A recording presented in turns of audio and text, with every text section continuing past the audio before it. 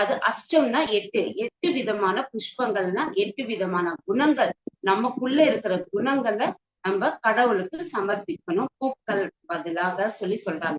First என்ன பாத்தீங்கன்னா அஹிம்சா பிரதமா புஷ்பம், அந்த பூக்களை நம்ம கடவுளுக்கு சமர்ப்பணம் பண்ணணும். ரெண்டாவது இந்திரிய நிகிரகம், மூணாவது சர்வபூத தயா புஷ்பம், நாலாவது சாந்த புஷ்பம், அஞ்சாவது க்ஷமா புஷ்பம், ஆறாவது தபஸ், ஏழாவது தியானம், எட்டாவது சத்தியம். இந்த எட்டு விதமான குணங்கள் கடவுளுக்கு நம்ம சமர்ப்பணம் பண்றது நம்ம பண்ணும் போதுதான் நம்மளுடைய ஆன்ம வளர்ச்சி அன்றது நமக்கு அடுத்தடுத்த நிலைக்கு போக முடியும். இது இல்லாம இந்த சுஷ்டில நமக்கு யதார்த்தமா நம்ம செடிகள் இல்ல சீட்ஸ் கொண்டு ஒரு செடியில நம்ம அதை போட்டு தண்ணி ஊற்றி அந்த மரம் ஆயிட்டு அதுல கிடைக்கிற பூக்கள் எல்லாமே சுஷ்டியால கிரியேஷன் ஆனது. மறுபடியும் நம்ம கடவுளுக்கு படிக்கிறதுன்றது சரி கிடையாது.